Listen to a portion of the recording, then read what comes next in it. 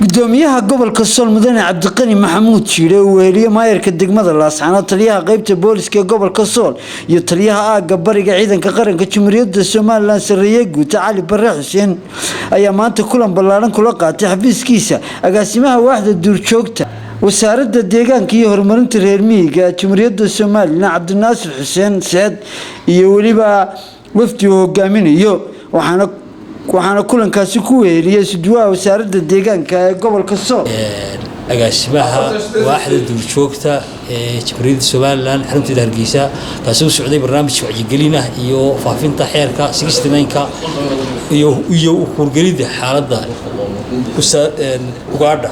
ee Soomaaliland ku marayay dhammaan gobolada marka sida daraadeed waxaan rabnaa in aan arrintan uga faa'iideysano oo kale maadaama arrintii duurjoogta xeer laga soo saaray in xeerkaasi dhaqan galo oo la ilaaliyo cid walbana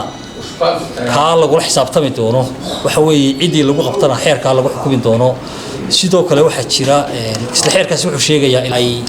qaxday hadda laakiin meel fiican bay maraysaa way soo noqotay anagu wasaaradda ahaan wax badan baan ka qabanay waxa jira dad badan oo ku hawlanaan jiray oo ku lug lahaan jiray oo adigu aanu qaarkoodna ku xidhnay qaarkoodna kala talinay oo hadda faraha kala baxay waxa jira qaar aanu iyagoo gacanta ku haya ka qaadnay waxa jirta harim cad dhawaan halkan wasaaradda aanu ku wareejinay oo aanu iyadoo qolo sharci darro wadataan ku soo qabanay oo waxa isaguna halkaasi faahfaahin dheeraad ah ka bixiyay agaasimaha waaxda duurjoogta ee wasaaradda deegaanka iyo horumarinta reer miyiga Mudane Cabdinaasir Xuseen Saciid ujeedada socdaalkooda ruuxantii gobolka Sool uu ka mid yahay gobolka ay sida dhow wasaaradda deegaanka iyo horumarinta reer miyiga wada shaqeeyaan wuxuuna ka mid yahay gobolka leh khayraad dabiiciya oo duurjoogta Ilaahay subxaanahu wa tacaala ku manaystay safarkaygan wuxuu daaranaa dadaalo fara badan oo ay wasaaradda deegaanka iyo horumarinta reer miyiga ugu jirto sidii loola dagaalami lahaa loo wacyigelin lahaa muwaadiniinta iyo shacabweynaha Jamhuuriyadda Soomaaliland sidii ay meel uga soo wada jeedsan lahaayeen sidii loo ilaalin lahaa duurjoogtu waxa ay ka mid tahay khayraadka dabiiciga ee dalkani uu leeyahay dal waliba wuxuu ku faanaa duurjoogta uu leeyahay waxa weeye duurjoogtu haddii ay naga dabar go'do waxa weeye hadhow dhalinyarteena ama jiilba jiilka uu ka dambeeyaa maanta waxyaabo hore aynu lahayn oo uu dalku khayraad u lahaa ayaan maanta jirin marka run ahaantii safarkaygan wuxuu daaranaa safar aan ku maraynay gobolada bariga oo maanta aan ku sugannahay gobolka Sool marka waxa weeye safarkaygan wuxuu daaran yahay inaan ummadda wacyigelino inaan ummadda u sheegno in uu jiro sharci ay wasaaradda deegaanka iyo horumarinta reer miyiga mar walba ka duusho kaasoo ah xeerka ilaalinta kaymaha iyo duurjoogta kaasoo awood buuxda u siinaya wasaaraddu inay la dagaalanto cid wal oo waxyeelaysa duurjoogta marka fariinta aan u dirayo dadweynaha gobolka Sool waxa ka mid ah markii horeba wasaaradda si fiican bay ula shaqayn jireen inay sidii u ilaaliyaan oo ay meel uga soo wada jeestaan sidii ay u ilaalin lahaayeen khayraadka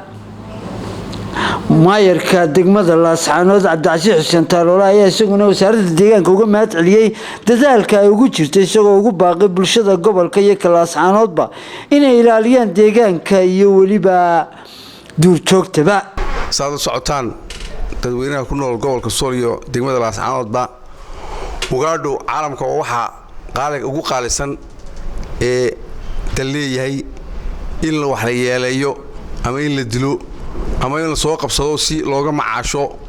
intuu waa xaraan xeer baa ka soo baxay leedahay xeerka ilaalinta kaymaha iyo duurjoogta xeer lambar 69 cidii lagu qabtana xeerkaas ku dhaqan galaya marka waxaan leeyahay dadweynaha reer Laascaanood iyo gobolka Sool lagu yaqaanay inay ugaadha si gaar ah xanaaneeyaan sida meelaha kale aan boobin gabagabadii kulankaas oo qaatay muddo saacada lagu gorfeynayay si dhanka loogu wacyigelin lahaa bulshada ilaalinta duurjoogta iyo deegaankaba gudoomiyaha gobolka Sool Cabdiqani Maxamuud Jiire hirgeliyo qarankan lagu dhaqo dadweynaha gobolka Sool iyagoo runtii dad sharci ku nool ah qaatana sharciga waxaan faraynaa oo ku wacyigelinaynaa inay xeerka xeer 26 number 69 ay ku shaqeeyaan oo ah xeerka ilaalinta kaymaha iyo duurjoogta runtii xeerkaas wuxuu farayaa in aan ilaalino kaymaheena kaymuhu adii kaymuhu hagaagaan oo runtii deegaanku inoo badbaado barwaaqana waa heleynaa xayawaankuna waa inoo badbaadaya duurjoogtuna waxyaabo ugu wanaagsan ama bilicda wadanka soo celisa ama historyga dalka shaqeysa waxaan yaraanteedii maqal jiray gariga bahalka leeyahay dadku aad uga sheekeeyaan hadii gariba lama arkay imika waxaan marnaa inuu shabeelkii ilaalino iyo biciid ibaashi marka in biciidka la soo celiyo geedii inay soo noqoto wax kasto xayawaan oo dhulkeena jira in dib loo arko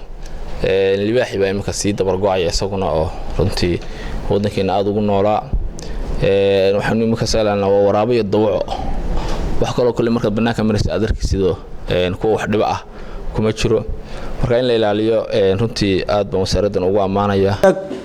agaasimaha waaxda duurjoogta ee wasaaradda deegaanka iyo horumarinta reer miyiga Cabdinaasir Xuseen Saciid ayaa kormeer hawleed ku tagay deegaanka Tukaraq ee gobolka Sool isagoo soo maray deegaano badan oo ka tirsan gobolka Sool oo dhanka galbeedka iyo waliba barigaba wuxuuna kala hadlay odayaasha deegaankaas inay ilaaliyaan deegaankooda iyo waliba duurjoogtoodaba waa Barkhad Cumar Axmed warbaahinta dowladda Jamhuuriyadda Soomaaliland Laascaanood